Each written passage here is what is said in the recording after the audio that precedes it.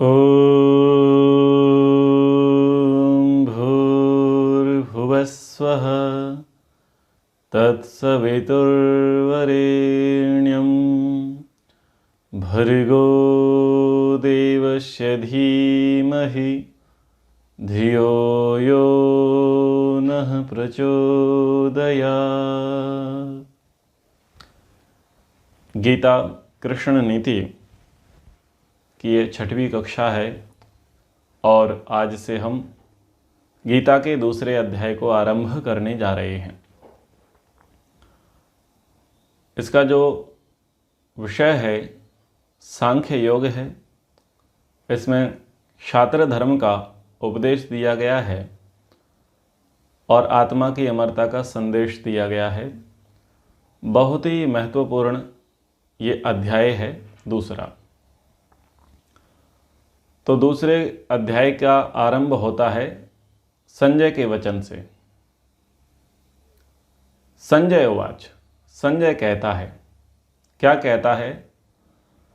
तम तथा कृपयाविष्टम अश्रुपूर्णाकुलेक्षणं विषीदन्तम् इदं वाक्यम उवाच मधुसूदनः। तम तथा कृपया आविष्टम अश्रुपूर्ण आकुलेक्षणम विषीदन्तम इदं वाक्यम वचनम मधुसूदनः। तम कौन है? उसको, किसको? अर्जुन को। क्योंकि पहले अध्याय में किसका प्रसंग चल रहा था? अर्जुन का। अर्जुन ने कहा कि मुझे नहीं लड़ना और क्या किया अर्जुन ने? रथ के पिछले हिस्से में जाकर के बैठ गया हथियार छोड़ करके। तो उसके लिए कहा तम तथा, उस अर्जुन को तथा इस प्रकार से। वो अर्जुन कैसा है? कृपया आविष्टम आश्रुपूर्णम आकुलेक्षणम विषीदंतम। वो अर्जुन ऐसा है, कृपया यानी करुणा से भरा, अश्रुपूर्ण आंसुओं से भरा, आकुलेक्षणम व्याकुल नेत्रों वाला, विषीदंतम दुखी। अर्जुन कैसा है? कैसा बता रहे हैं धृतराष्ट्र को संजय कि वो करुणा से भरा हुआ है, आंखों से आंसू बह रहे हैं, व्याकुल नेत्रों वाला है, अधीर स्थिति है और दुखी है। ऐसा बॉडी लैंग्वेज और मनोदशा यहां पर कौन दिखा रहा है? संजय दिखा रहा है धृतराष्ट्र को कि ऐसी ऐसी कंडीशन वाला अर्जुन है।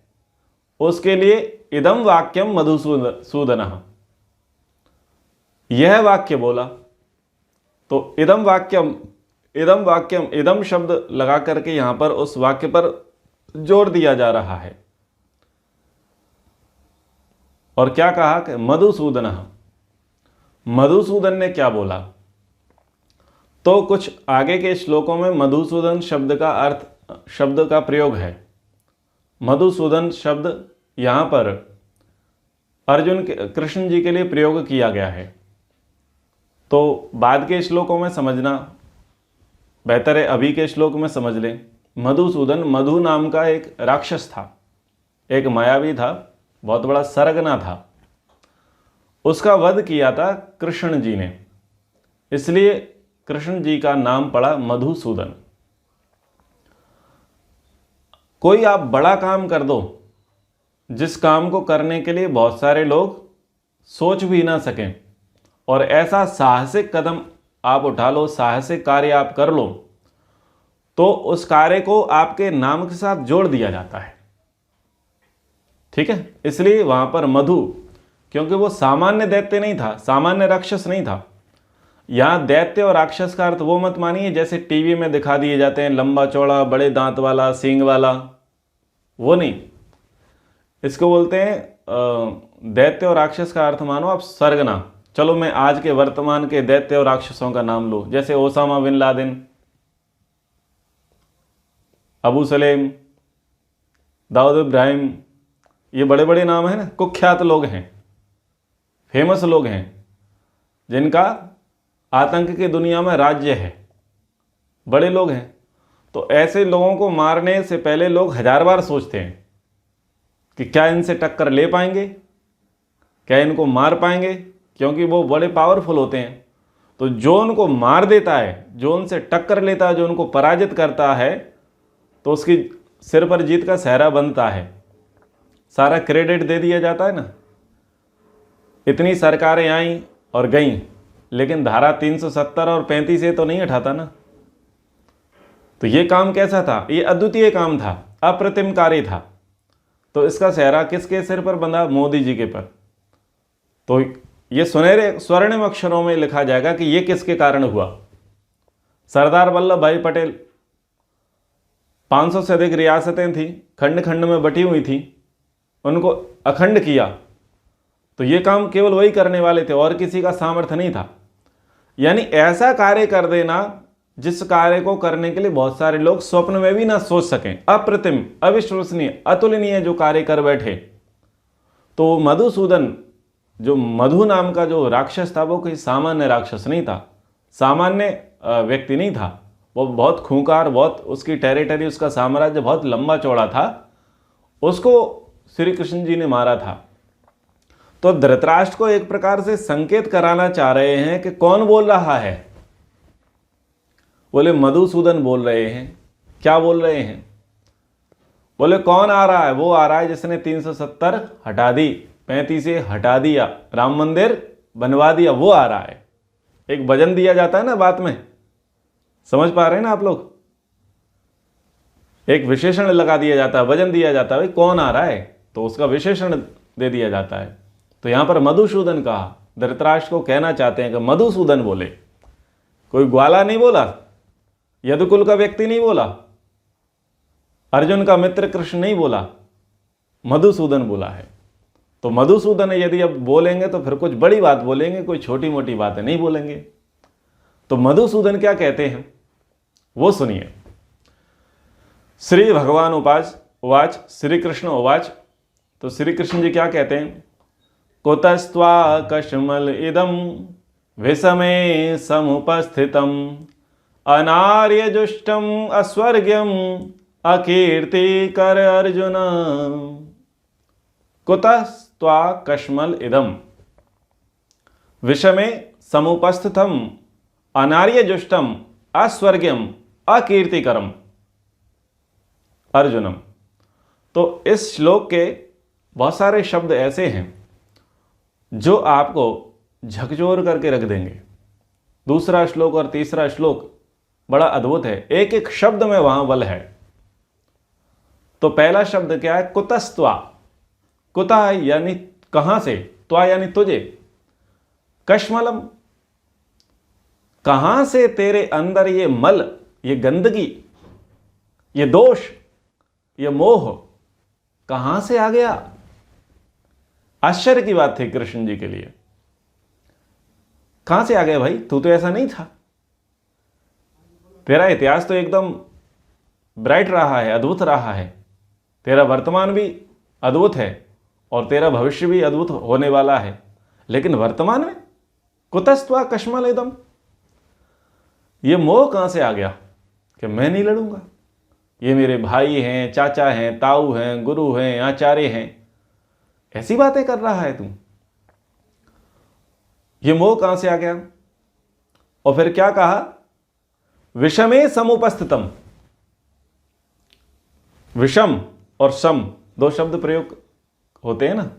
सम यानी समान अवस्था और विषम यानी असमान अवस्था। तो ऐसे समय में ये तेरे को कहां से मोह आ गया? विषम परिस्थिति में, यानी सम परिस्थिति नहीं है। क्या विषम परिस्थिति है? क्या मोह आया? उसने कहा युद्ध नहीं करना, भाइयों को मार करके लड़ना अच्छी बात नहीं है। अगर भाइयों को, कुल संबंधियों को मार देंगे तो फिर राज्य किस पर करेंगे? ऐसा राज्य प्राप्त करके क्या करेंगे? बात पर जोर देना, ध्यान देना। क्या श्री कृष्ण जी चाहते थे युद्ध हो? नहीं चाहते थे। क्या पांडव चाहते थे युद्ध हो? नहीं चाहते थे। युद्ध रोकने के लिए जितने प्रयास हो सकते थे वो सारे के सारे प्रयास किए गए थे और अंतिम प्रयास किया गया श्री कृष्णचंद्र जी के द्वारा शांतिदूत बन करके। लेकिन सारे प्रयास निष्फल हुए और अंत क्या निकला? अंत यह निकला कि युद्ध करना पड़ेगा और उसके लिए सबको निमंत्रण दिए गए, सारी तैयारियां की गई और रणभूमि के बीचों बीच जाकर के यहां तक स्थिति आ गई कि सब लोग लड़ने के लिए उपस्थित हो गए, खड़े हो गए। तो ये समान अवस्था नहीं थी, ये असमान अवस्था थी, विषम परिस्थिति। अगर नहीं लड़ना होता तो पहले ही ना लड़ते, इतना सारा प्रपंच ना ही करते। और ऐसा भी नहीं है कि तुमने कभी युद्ध न लड़े हो, तुम तो युद्ध के लिए तैयार हुए हो, युद्ध के लिए ही एक प्रकार से जन्मे हो। तो ऐसा तो है नहीं। विषमे समुपस्थितम, विषम परिस्थिति में ये तुझे जो विचार उपस्थित हुआ ये ठीक नहीं है। विषम परिस्थिति को कैसे समझें? जिस समय जो कार्य नहीं करना हो और वैसे समय में उस कार्य की डिमांड आ जाए, उसको बोलते हैं विषमे समुपस्थितम। विपरीत समय में वैसी बातें करने लग जाएं। एक अयोग्य व्यक्ति योग्य बातें करने लग जाए अथवा योग्य व्यक्ति अयोग्य बातें करने लग जाए, यह है विषमे समुपस्थितम। एक सही व्यक्ति गलत समय पर गलत बात करने लग जाए। ठीक है, युद्ध नहीं करना है, मत करो। युद्ध करने से नरसंहार होता है, ठीक बात है। और राज्य के लिए, धन के लिए, पैसे के लिए परिवार को नहीं मारना चाहिए, बिल्कुल ठीक बात है, कोई गलत बात नहीं है। लेकिन इस बात को कहने का समय होता है, समय होता है। अब ये समय नहीं है, ये विषम परिस्थिति है। आप इस समय कह रहे हो जब सब दोनों ओर से लोग लड़ने के लिए आ खड़े हैं, तब जाकर के आप कह रहे हो कि नहीं लड़ना। जैसे कि मैंने पिछली बार उदाहरण दिया कि सगाई हो गई है, शादियों के कार्ड छप चुके हैं और बारात दरवाजे पर आ चुकी है और मंडप में बैठने की तैयारी है। और वहां पर व्यक्ति क्या कहता है कि गृहस्थ में जाने से तो सिर दर्द है, पत्नी से पति के विचार नहीं मिलते, पति से पत्नी के विचार नहीं मिलते, पत्नी आती है तो अपनी अपनी चलाती है, माता पिता की सोचती नहीं है, घर की मर्यादाओं को देखती नहीं है, फिर वो जिद पकड़ती है, फिर उसे कुछ कहते हैं तो वो लड़ने लग जाती है, फिर वो परिवार वालों को बोल देती है, फिर हम कुछ कहते हैं तो दहेज प्रथा का केस लगा देती है, फिर तलाक केस चलने लग जाता है। ठीक है भाई, ये बातें पहले सोचने की थी, ठीक है ना। ये क्या करना है क्या नहीं करना है ये पहले सोचने की थी, अब सोचने की नहीं है। ये है विषमे समुपस्थितम। जैसे मैंने पढ़ाई का भी एग्जाम्पल दिया था कि लास्ट टाइम पर बोले हमको पेपर नहीं देना। अरे इतने समय से आप तैयारी करते आ रहे थे, आपने रिटर्न की तैयारी की, आपने फिजिकल की तैयारी की, और एन मौके पर आकर के क्या कह रहे हो? बोले पेपर नहीं देना। तो ये चीजें ठीक नहीं है, विपरीत समय पर ये बातें आई हैं। अर्जुन जो बातें कह रहा था, जो हेतु दिए थे उसके गलत नहीं थे, एक दृष्टिकोण से उसके हेतु ठीक थे, लेकिन गलत समय पर हेतु थे। वो गलत समय पर, इसलिए कहा विषमे समुपस्थितम। इन बातों को कहने का ये वर्तमान समय नहीं है। तो ये हमें ध्यान रखना चाहिए कि समय पर बात बोलें, पते की बात बोलें, काम की बात बोलें। जब समय बीत जाए तब आप उस बात को बोलोगे तो मूर्ख कहलाओगे। तो मूर्खता के पात्र न बने, समय के अनुसार ही हम बातों को कहना सीखें। तो जो तुझे मोह आवृत हुआ है, जो तेरे मन में मलिनता आई है, जो विपरीत विचार तेरे प्रकट हुए हैं, ये कैसे हैं? अनार्य जुष्टम। आर्य लोगों के लिए आर्यों के जैसे नहीं है, ये अनार्यों के जैसे हैं। आर्य कौन होते हैं? आपकी मान्यता क्या है आर्य के विषय में? आर्यः ईश्वरस्य पुत्रः। वेद कहता है ईश्वर का पुत्र आर्य है। अहम भूमिम अददाम आर्य, वेद में परमात्मा कहता है कि ये धरती मैंने आर्य के लिए दी है उपभोग करने के लिए, क्योंकि आर्य ईश्वर का पुत्र है, मेरा पुत्र आर्य है और ये धरती मैंने उसके लिए बनाई कि वो इसका उपभोग करे, ताकि वो मेरा आर्य पुत्र भोग और अपवर्ग को सिद्ध कर सके। इतनी बड़ी बात वेद में कही गई है। अब लोग कहते हैं कि आर्य तो बाहर के थे। अरे आर्य बाहर के थे तो तुम कहां भीतर के थे? तुम भीतर के नहीं थे। आर्य ही प्राचीन है, आर्य ही मूल निवासी हैं। तो आर्य वर्ण 4 होते हैं, ब्राह्मण, क्षत्रिय, वैश्य और शूद्र। ये 4 वर्ण आर्य होते हैं। ठीक है। जो 5वां वर्ण है वो है वर्ण संकर, जो ना ब्राह्मण है, ना क्षत्रिय, ना वैश्य, ना शूद्र है, वो है वर्ण संकर, वो है अनार्य। तो आर्य कैसे होंगे? आर्य वेद को मानने वाले होंगे, आर्य ईश्वर को मानने वाले होंगे, आर्य प्रकृति के अनुकूल व्यवहार करने वाले होंगे, आर्य सनातन परंपरा को मानने वाले होंगे, आर्यों की निष्ठा आश्रम व्यवस्था में होगी, आर्यों की निष्ठा वर्ण व्यवस्था में होगी, आर्यों की निष्ठा 16 संस्कारों में होगी, आर्यों की निष्ठा 4 वेदों में होगी, आर्यों की निष्ठा 5 महायज्ञों में होगी। आर्यों का सिद्धांत होगा ईश्वर जीव प्रकृति। आर्यों का विचार होगा वसुदैव कुटुंबकम सर्वे भवन्तु सुखिना। ये आर्य होंगे और उनका सारा कार्य किस लिए होगा? परमार्थ। उनका ध्येय क्या होगा? ब्रह्म प्राप्ति। तो ये होते हैं आर्य। और अनार्य कौन होंगे? अनार्य बिल्कुल आर्य से विपरीत, जिनको ईश्वर से कोई लेना देना नहीं, आत्मा से कोई लेना देना नहीं, प्राकृतिक संसाधनों का अंधाधुंध उपभोग करना, इसी जीवन को पहला ही और आखिरी मानना, सनातन परंपराओं विश्वास मत रखना ना रखना, अपने मन मुताबिक जीवन को चलाना, किसी संविधान का पालन न करना, ये अनार्य होंगे। यानी उल्टे, विपरीत। तो यहां पर कहा कि ये जो विषम परिस्थिति में तुझे ये जो मोह प्राप्त हुआ है, ये तेरे अंदर जो मलिनता आई है, ये मलिनता अनार्य जुष्टम, ये अनार्यों के जैसी है, आर्यों के जैसी नहीं है। एक गुरुजी पढ़ा रहे थे बच्चों को, बोले गुरुजी आर्य जुष्टम और अनार्य जुष्टम क्या होगा? तो गुरुजी ने मजाक में कहा कि तुम्हारे घर में जितनी भी भाभियां आई हैं वो विधिवत पाणी ग्रहण संस्कार के साथ आई हैं।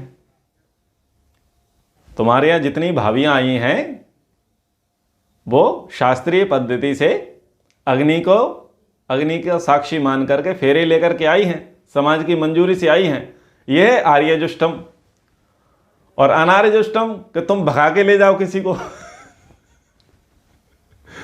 तुम भगा के ले जाओ, दूसरे तरीके से तुम ब्याह करके ले आओ, ये अनार्य जुष्टम। यानी धारा से विपरीत तुम कुछ काम कर बैठो, वो अनार्य जुष्टम। तो ये आपके लिए भी काम का है दृष्टांत। यानी जो परंपरा है, जो सनातन परंपरा है, जो शास्त्रीय अवधारणा है, उससे ना चल करके उससे अगेंस्ट चलना, यह अनार्य जुष्टम। अब क्षत्रिय का आर्य धर्म क्या है कि छाती चौड़ी कर लेता है, वीरता से वो उत्प्रोत हो जाता है। कहां पर? जब संग्राम उपस्थित होता है, युद्ध भूमि में आता है, तो उसका तेज, उसका शौर्य 7वें आसमान पर होता है, चरम सीमा पर होता है। और ऐसे में हमारे अर्जुन भैया कोने में जाके बैठ गए, हमको नहीं लड़ना। क्यों नहीं लड़ना? परिवार को मारेंगे थोड़ी, राज्य के लिए। तो उल्टी बात कर रहे हो। तुमको परिवार याद आ रहा है, तुमको भाई याद आ रहे हैं, तुम्हें बंधु याद आ रहे हैं, तुम्हें यह याद नहीं आ रहा कि वास्तविक क्षत्रिय धर्म क्या है। धर्म की रक्षा करना क्षत्रिय धर्म है, अपने कर्तव्य का पालन करना क्षत्रिय धर्म है, ना कि ये रिश्तेदारी निभाना। तो ये जो तुम कर रहे हो, ये है विषमे समुपस्थितम। इस समय में विपरीत विचार जो आपके आ रहे हैं, ये अनार्य जुष्टम है। और क्या कहा? अकीर्ति कर्म, अनार्यजुष्टम हो गया अस्वर्ग्यम। अस्वर्ग्यम यानी स्वर्ग को ले जाने वाले नहीं हैं। स्वर्ग को कैसे कार्य ले जाते हैं, कैसे कार्य करते हैं तो स्वर्ग प्राप्त होता है? शुभ कर्म करेंगे, श्रेष्ठ कर्म करेंगे, आदर्श कर्म करेंगे, धर्मपूर्वक कर्म करेंगे, ऐसे कर्म आपको स्वर्ग दिलाने वाले होंगे। लेकिन यदि आप अश्रेष्ठ कर्म करोगे, अधार्मिक कर्म करोगे, अपने कर्तव्य से विमुख होकर के जीवन जियोगे तो स्वर्गम नहीं नरकम प्राप्नुवन्ति, स्वर्ग के स्थान पर नरक की प्राप्ति होगी। जो आत्मा की अवहेलना करते हैं वो नरक में जाते हैं, और जो आत्मा को लक्ष्य करके, आत्मा को प्राथमिकता देकर के कार्य करते हैं वो स्वर्ग में जाते हैं। ये के चा आत्महनोजना अंधन तमा प्रविशंति, अंधेन तमसावृता, ऐसे ऐसे वचन वेद में आते हैं कि ये लोग नारकीय योनि को प्राप्त करते हैं। जो उल्टे चलते हैं, विपरीत विचारधारा वाले चलते हैं, ये नरकीय योनि को प्राप्त करते हैं। और तीसरी बात क्या कही? अकीर्ति कर्म, बदनामी कराने वाला काम है ये तेरा, बदनामी कराने वाला है। अब बदनामी नहीं हो रही थी, कितनी बड़ी बदनामी हो जाती यदि किसी को यह पता चल जाता कि अर्जुन ने हथियार डाल दिए, सरेंडर कर दिया। अगर ये पता चल जाता तो ये बदनामी वाली बात हो जाती, अकीर्ति कर्म। अच्छी बात यह थी कि डिस्टेंस पांडव सेना से भी पर्याप्त था और कौरव सेना से भी पर्याप्त था। देख तो रहा था कि वो लोग हैं, लेकिन एक्चुअल में वो कर क्या रहे हैं ये किसी को पता नहीं था। लेकिन वस्तु स्थिति तो कृष्ण जी जानते थे। तो कृष्ण जी क्या कह रहे थे? नाक मत कटवा, अकीर्ति कर्म। तेरा दिमाग खराब हो गया है, तू नाक कटवा रहा है यहां पर हमारी, नाक मत कटवा, ये कीर्ति प्राप्त नहीं होगी, इससे अकीर्ति हो जाएगी। अगर ये पता चल गया कौरवों को कि ये तो हथियार डाल रहा है तो युद्ध से पहले ही जीत तो हो जाएगी उनकी, और तुम कहां जाओगे? नियम के अनुसार दोबारा 13 वर्ष के वनवास के लिए जाओगे। तुम हारे, वापस 13 वर्ष के वनवास पर जाना पड़ेगा। और सोचो तुमने पिछले 13 वर्ष के वनवास में कितनी यातनाएं सही हैं, कितना तुमने खोया है वो सोचो, कितने कष्ट सहे हैं वो सोचो। वो यातनाएं तुम्हें फिर से मिलेंगी। और यदि तुम्हारे परिवार वालों को, तुम्हारे पक्ष वालों को पता चल गया कि अर्जुन कमजोर पड़ रहा है तो तुम्हारी पांडव सेना का उत्साह भंग हो जाएगा। ये अकीर्ति कर्म अर्जुनम, शब्दों को समझना आप। अगर उनको पता चल गया तो वो तो होपलेस हो जाएंगे। लेकिन अच्छी बात क्या थी कि घटनाक्रम कुछ घट रहा था और लोगों को कुछ और लग रहा था। कौरवों को क्या लग रहा था? कृष्ण इसको मंत्र बता रहे हैं, सूत्र बता रहे हैं कैसे लड़ना है, ये पता नहीं कब तक इसको ज्ञान देता रहेगा। तो वो उनके तोते उड़ रहे हैं, उनके हालचाल ठीक नहीं है कौरवों के, वो परेशान हो रहे हैं। और इधर ये प्रसन्न हो रहे हैं कि अर्जुन को बढ़िया शिक्षा चल रही होगी, उसको ठीक ठीक बताया जा रहा होगा, इसलिए पांडव लोग प्रसन्न हो रहे होंगे और कौरव लोग दुखी हो रहे होंगे। लेकिन वर्तमान स्थिति कुछ और ही थी। इसलिए कृष्ण जी ने कहा कि ये तू जो कर रहा है ये अनार्य जुष्टम अस्वर्गम अकीर्तिकरम है। और सबसे बड़ी बात है, तू नाक मेरी कटाएगा। लोग क्या बोलेंगे? किसके साथ रहता है भाई? जिसकी संगति में रहेंगे, जिसके आचरण को श्रेष्ठ मानेंगे, जिसको अपना मानेंगे, और उस व्यक्ति का बड़ा नाम हो, उस बड़े नाम वाले के साथ कोई व्यक्ति हो तो उसको भी बड़ा ही माना जाएगा। और यदि वो गड़बड़ कर दे तो बड़े नाम वाले पर दुनिया को उंगली उठाने में समय बिल्कुल नहीं लगता। तो यहां पर अर्जुन अगर कुछ करेगा तो उसका सीधा सीधा किस पर प्रभाव पड़ेगा? कृष्ण जी पर पड़ेगा, क्योंकि सारथी कौन है? कृष्ण जी हैं।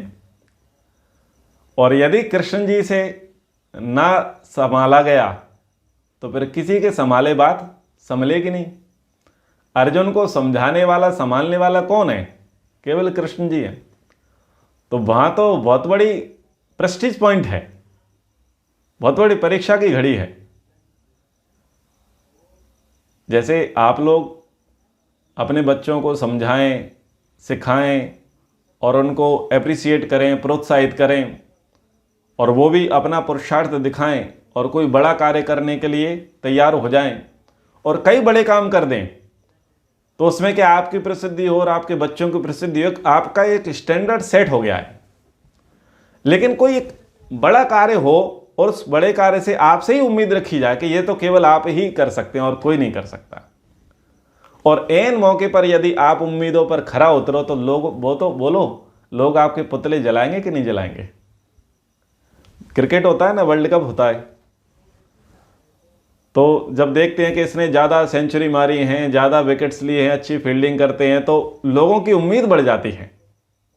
और जब फाइनल होता है तो लोग उसी उम्मीद में रहते हैं कि ये व्यक्ति हमको जिता देगा, और वो व्यक्ति हार जाए अथवा उस व्यक्ति के कारण हार हो जाए तो कैसी परिस्थितियां निर्मित होती हैं, समझ में आ रहा है ना? ये आपको एग्जाम्पल दे रहा हूं वर्तमान के, तो सोचो वहां क्या होगा। कृष्ण कोई साधारण व्यक्ति तो नहीं है, उस जमाने के अर्घ्य प्राप्त व्यक्ति थे, यानी सबसे ज्यादा पूज्यपाद स्थिति थी उनकी, सबसे पूजनीय व्यक्ति थे।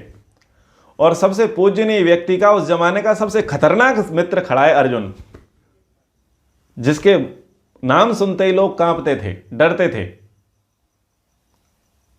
और वो व्यक्ति हथियार डाले बैठा है कि मुझे नहीं लड़ना।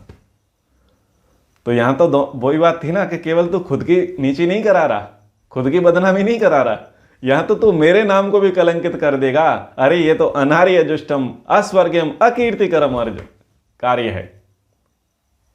तो ये बातें यहां पर इन्होंने कही। कुतस्त्वा कश्मलेदम विषमे समुपस्थितम अनार्यम अस्वर्गम कीर्तिकरम अर्जुनम। हे अर्जुन किस हेतु बता तू असमय मोह को प्राप्त हुआ है। वीरोचित है ना आर्योचित जो शोक तेरे मन व्याप्त हुआ है। स्वर्ग मिलेगा ना कीर्ति बढ़ेगी क्या यह बोध समाप्त हुआ है। धर्म के युद्ध को शस्त्र उठा के महासंग्राम तेरा मग जो है। धर्म के युद्ध को शस्त्र उठा के महासंग्राम तेरा मग जो है। असमय तुझे मोह प्राप्त हो गया है, ना तो वीरों के लिए योग्य है, ना ही आर्यों के लिए योग्य है, ना इससे स्वर्ग मिलने वाला है, ना ही कीर्ति मिलने वाली है। अरे चेत जा, कहां तू सोया पड़ा है, चेत जा। चेताने के लिए कृष्ण जी कहते हैं तीसरे श्लोक में, क्लेव्यम मा स्म गमः पार्थाने त्वत्वम उपपद्यते। क्षुद्रम हृदय दौर्बल्यम त्यक्तोत्तिष्ठा परंतप। अब कुछ कड़वी कठोर बातों की आवश्यकता थी। तो सबसे कठोर कड़वी बात क्या कही श्री कृष्ण जी ने अर्जुन से? क्लेव्यम, सबसे कठिन कठोर शब्द कहा। क्लेव्यम यानी नपुंसक मत बन, नपुंसकता, नामर्दी। कायर हो गया है तू, नपुंसक हो गया है क्या? सबसे बड़ा एक जिसको कहेंगे अपशब्द, गाली जो दी गई है। सबसे बड़ा सम्मान क्या है? देशभक्त। और सबसे बड़ा अपमान क्या है? देशद्रोही। सबसे बड़ा सम्मान है देशभक्त, और ऐसे ही सबसे बड़ा अपमान है देशद्रोही। तो सबसे बड़ा सम्मान क्या था अर्जुन के लिए? कि योद्धा हो, शूरवीर हो, गांडीवधारी हो, और न जाने कितने सारे विशेषण हैं। और यहां पर वो सारे किए कराए पर पानी फेर रहा है। तो कृष्ण जी उसे क्या कह रहे हैं? तू नपुंसक हो गया है क्या? मैं इसमें गमा, नपुंसकता में मत जा तू, नपुंसक मत बन, कायर मत बन, नामर्दी वाला कार्य मत कर। पुरुष है, वीर है, हिंजड़ों जैसी स्थिति मत, इस हिंजड़ों जैसी स्थिति को प्राप्त मत हो। ये देखो कितना बड़ा शब्द होता है। जब कोई व्यक्ति अपनी वीरता न दिखाए, कायरता दिखाए, तो क्या बोला जाता है? स्त्रियां कहती हैं चूड़ियां पहन लो। जब पुरुषों से स्त्रियों की रक्षा नहीं होती और सत्य के लिए, आवाज, न्याय के लिए जब पुरुष आवाज ना उठा पाए, तो कोई स्त्री भीड़ में से निकलती है और अपनी चूड़ी निकाल करके उसकी छाती पर फेंक देती है और कहती है कि तुम तो नपुंसक हो, हिंजड़े हो, चूड़ी पहन लो। ये पौरुष को ललकारने वाली बात होती है। तो वहां पर अर्जुन के पौरुष को ललकारा और ललकारते हुए क्या कहा? क्लैब्यम, तू नपुंसक हो गया है क्या? और इतने से बात नहीं बनी, एक शब्द का प्रयोग करते हैं यहां पर कृष्ण जी, पार्थ। पार्थ शब्द का प्रयोग किया है। पार्थ क्या है? प्रथा का पुत्र है पार्थ। और प्रथा कौन है? अर्जुन की मां। अर्जुन की मां के दो नाम थे, एक नाम था कुंती और दूसरा नाम था प्रथा। कुंती भोज ने उस प्रथा का लालन पालन किया, इसलिए उस कन्या का नाम कुंती पड़ा। और कुंती भोज निसंतान व्यक्ति था, इसलिए प्रथा के जो पिताजी थे उन्होंने अपने मित्र को, कुंती को बचपने में ही दे दिया था और वास्तविक नाम था उनका प्रथा। तो यहां पर कहा कि नामर्द को छोड़ दे, नपुंसकता को छोड़ दे पार्थ। हे कुंती के पुत्र, आप बताओ ये पार्थ क्या कहा गया है, इसको भी समझो। आप किसी को समझाओ और उस पर पर्सनल टारगेट करो, फिर भी वो ना उठे तो उसके माँ बाप को टारगेट कर दो सीधा। तो व्यक्ति क्या कहता है कि जो तुम्हें मुझसे कहना है कह दो, लेकिन मेरी माँ को एक शब्द बोलने की जरूरत नहीं है। ललकार, कृष्ण जी ने उसकी इलाज करने में कोई कमी नहीं छोड़ी। तुझे बैठने थोड़ी दूंगा मैं, तू मेरी नाक कटवा देगा यहां पर। तो और उसका इलाज कैसे होना है? मारपीट से नहीं होना। मानसिक रोगी है अर्जुन, तो मानसिक रोगी का ट्रीटमेंट ऐसे ही होगा, जैसा रोग होगा वैसे ही इलाज होगा। यदि पार्थिव तत्व में कमी होगी तो पार्थिव तत्व से ही व्यक्ति का चिकित्सा होगी। यदि आग्नेय तत्व की कमी होगी तो अग्नि तत्व से चिकित्सा होगी। यदि शरीर में जलीय तत्व की कमी है तो जलीय तत्व से चिकित्सा होगी। यदि वायु तत्व की कमी है तो वायु तत्व से चिकित्सा होगी। ऐसे यदि मानसिक रोगी है तो उसका मन से ही चिकित्सा होगी। हमारा शरीर पंच महाभूतों से बना है और 5 प्रकार की डिसीज हमें होती हैं। एक पृथ्वी तत्व को लेकर के, एक वायु तत्व को लेकर के, अग्नि तत्व को लेकर के, जल तत्व को लेकर के, आकाश तत्व को लेकर के, ये अलग अलग प्रकार से हमें डिसीज होती हैं। तो उसका इलाज भी उसी तत्व से ही किया जाता है जिस तत्व की खराबी है।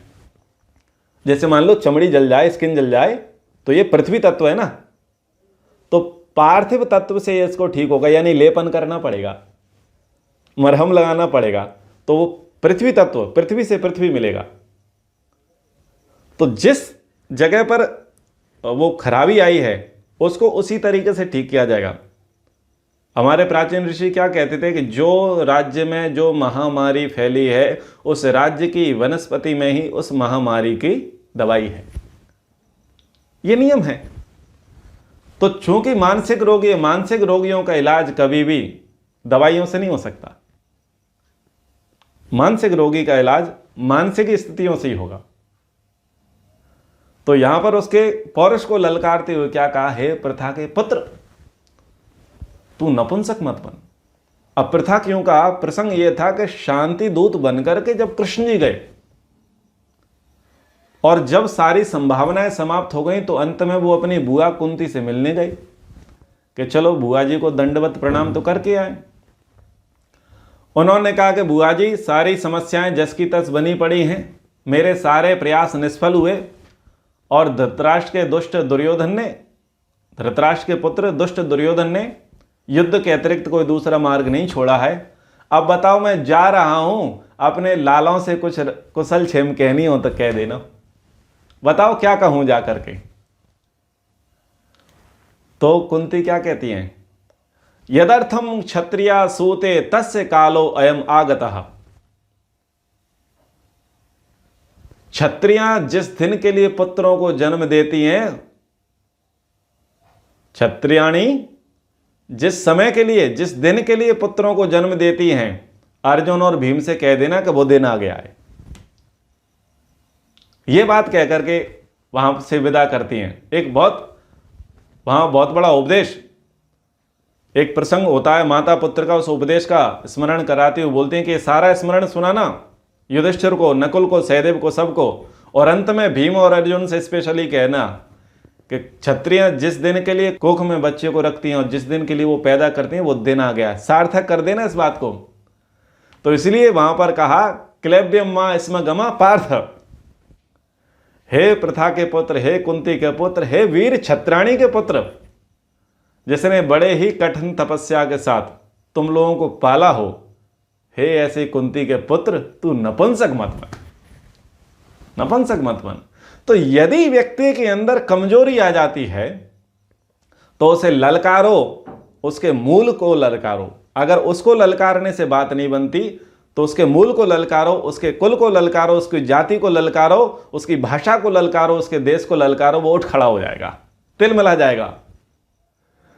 तो यहां ये बहुत बड़ा टॉनिक है। जब भी व्यक्ति कमजोर पड़ जाए और विपरीत बातें करने लग जाए और आपके समझाने से ना समझे, तो उसके मर्म पर घात करो सीधा, जिससे वो तिलमिला उठे और अपने कार्य के लिए जागृत हो जाए।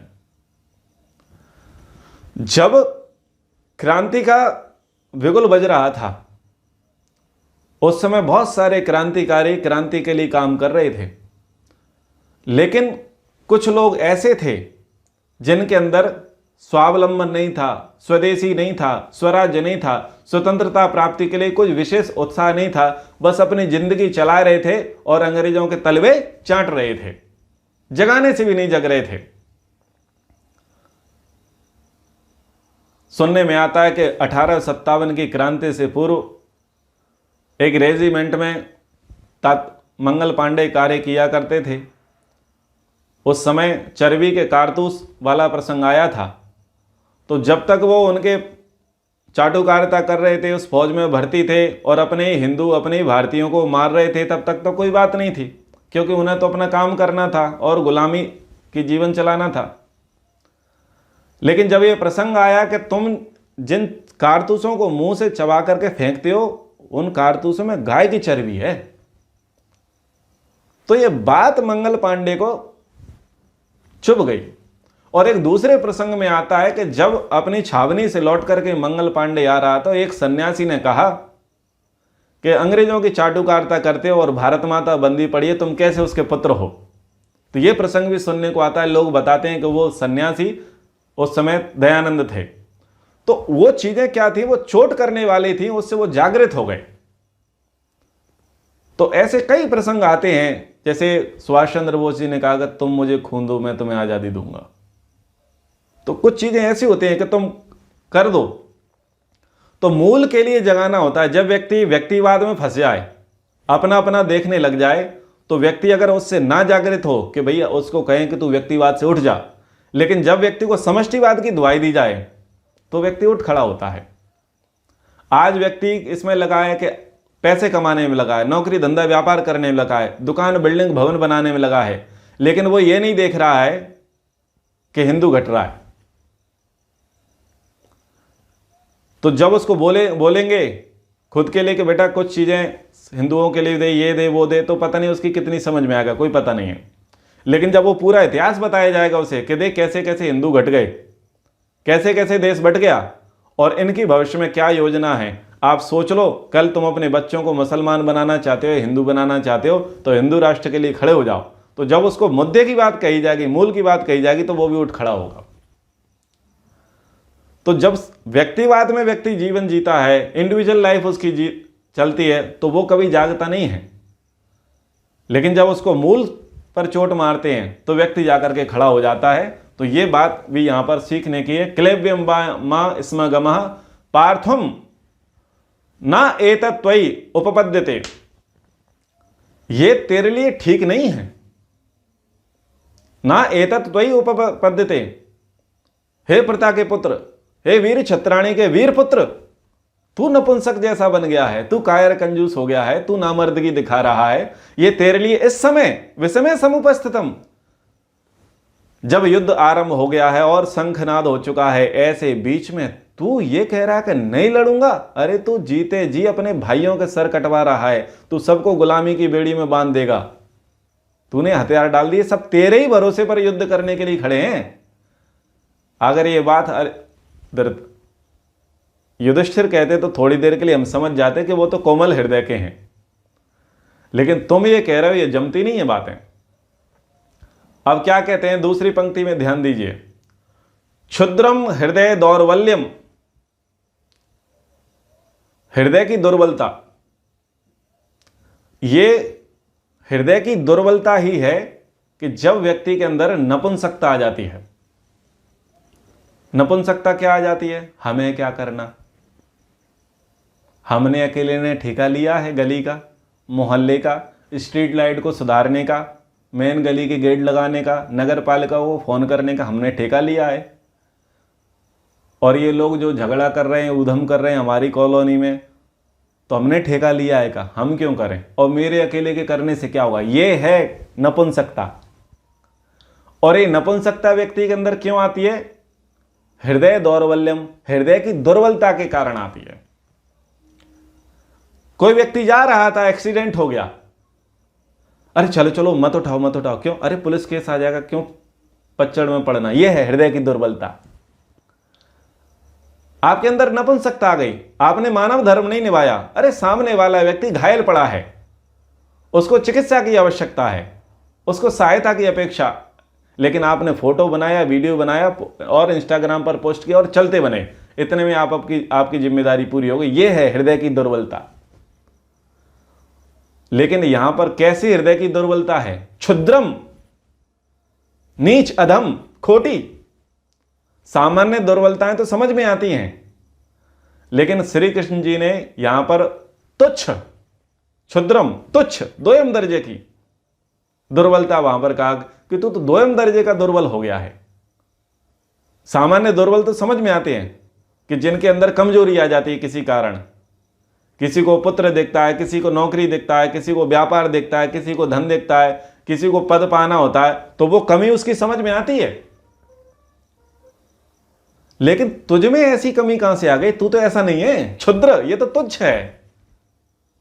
ये सामान्य मनुष्यों से भी गई हुई स्थिति तेरी है। क्षुद्रम हृदय दौर्बल्यम, तुच्छ दुर्बलता को प्राप्त हो गया है तू, और इस तुच्छ दुर्बलता के कारण तेरे अंदर क्या आ गई है? क्लैब्यम, नपुंसकता आ गई है। तो जब भी व्यक्ति राष्ट्रवादी विचारधारा से परे हो, जब भी वो सनातन परंपरा नैतिक मूल्यों को निभाने से वो साइड हो जाए, इसका अर्थ क्या है? क्षुद्रम हृदयम दौर्बल्यम। मैं टीचर से कहना चाहूंगा, जो स्कूल संचालक होते हैं, उनके माध्यम से कहना चाहूंगा कि जब हम लोग व्याख्यान के लिए जाते हैं तो हमारे कान में कह दिया जाता है कि आचार्य जी धर्म की बातें मत करना। इसका मतलब क्या है? यही है, क्षुद्रम हृदयम दौर्बल्यम। क्यों मत करना? क्योंकि वो 4 लड़के मुसलमान के पढ़ते हैं, वो एडमिशन चले जाएंगे। मतलब तुम्हारे यहां 800 लोग पढ़ते हैं, उसमें 4% मुसलमान पढ़ते हैं, तो 4% मुसलमानों के कारण से तुम 96% हिंदुओं को धर्म शिक्षा मत दो। यह है क्लैब्यम, क्षुद्रम हृदयम दौर्बल्यम। समझ में आ रहा है? ये काम की बातें हैं, नोट करो। 10 लोग ट्रेन में जा रहे हैं, 10 लोग ट्रेन में जा रहे हैं, लेकिन एक जालीदार टोपीदार दिख गया, तो अब वहां धर्म की राष्ट्र की बातें नहीं करोगे आप। क्यों? अरे रहने दो, झगड़ा हो जाएगा, बुरा लग जाएगा। यह है क्षुद्रम हृदयम दौर्बल्यम क्लैब्यम, यह नपुंसकता है। अरे देखो, अगर वो होते इतने, तो उनके अंदर तो वो दुर्बलता ना दिखती जो तुम्हारे अंदर है। तो गीता के उपदेश की हर हिंदू को आवश्यकता है। केवल गीता पारायण करने का विषय नहीं है, और मर जाए तो वो मुक्ति का विषय नहीं है। गीता केवल पोथी और गीता केवल हाथ रख करके कसम खाने का विषय नहीं है। गीता तो पढ़ने का विषय और जीवन में धारण करने का विषय है। तो क्षुद्रम हृदयम दौर्बल्यम त्यक्त्वा, हे हिंदुओं, मैं कहता हूं हृदय की तुच्छ दुर्बलताओं को छोड़ दो। क्या करें, बच्चे नहीं मानते, आजकल तो जमाना ही ऐसा। ये है क्लेब्यम क्षुद्रम हृदयम दौर्बल्यम। हम बोलते हैं बेटियों को मत नचाओ, क्या करें आजकल तो जमाना ही ऐसा, बच्चे नहीं मानते। अरे तुम वैश्या बना रहे हो, वैश्याओं के काम बेटियों से करा रहे हो, पर पुरुषों के आगे बेटियों को नचा रहे हो, क्या करें, मानते ही नहीं है। ये है क्षुद्रम हृदयम दौर्बल्यम, ये है क्लेब्यम। आपको अपने धर्म पर आस्था नहीं है, आप अपनी सनातन परंपरा को नहीं मानते, आपको डर है। अरे दूसरे के धर्म वालों का विरोध क्यों करना, सबके भगवान एक बराबर। अरे वो मदनी सीधा ये कह रहा है कि ये मनु, ये राम, ये ओम, ये सब अल्लाह की उपासना करते थे खुले मंच पर, और तुमको कहने में तकलीफ हो रही है, तुमको उसको चुनौती देने में तकलीफ हो रही है। यह है हृदयम क्षुद्रम दौर्बल्यम क्लेब्यम, ये है। अरे आप जागृत रहो, उठ जाओ, इस मानसिक गुलामी को नीचे से भीतर से निकालो, इस कमजोरी को बाहर निकाल करके फेंको। इसलिए क्या, त्यक्त्वा क्लेब्यम क्षुद्रम हृदयम दौर्बल्यम त्यक्त्वा, इसको छोड़ करके उत्तिष्ठ, उत्तिष्ठ, उठ जा। रथ में मत बैठा रहे पीछे, उठ, तब बात करूंगा तेरे से। उत्तिष्ठ, उत्तिष्ठ परंतप, उसको कहा परम तप। सबसे पहले क्या कहा, नामर्द, नपुंसक कहा, और अंत में क्या कहा, परम तप। अरे तू तो शत्रुओं को संताप देने वाला है, लोग तो तेरे नाम से कांपते हैं। तू कोई सामान्य व्यक्ति नहीं है, तू परम तपस्वी व्यक्ति है, साधारण व्यक्ति नहीं है। अरे नपुंसक मत बन, कायर मत बन, और सबसे पहले खड़ा हो जा। तो जब आपके बच्चे, आपका कोई अपना, और घुटनों में सिर दे करके बैठ जाए, छाती पीट करके बैठ जाए, एक कोने में बैठ जाए, तो सबसे पहला क्या काम करो, उसका हाथ पकड़ो और उसे पहले खड़ा कर दो। पहले खड़ा हो, तब बात करेंगे तेरे से, क्योंकि आधी जीत तो वही है जब वो खड़ा हो जाए। आधा काम आपका वही हो गया। जब व्यक्ति बेहोश होता है तो एक समय तक आप लेटा दोगे, पानी के छींटे डाल दोगे, लेकिन बाद में क्या बोलोगे, खड़ा करो उसे। खड़ा क्यों करो, यानी आधा काम हो गया खड़ा करने मात्र से।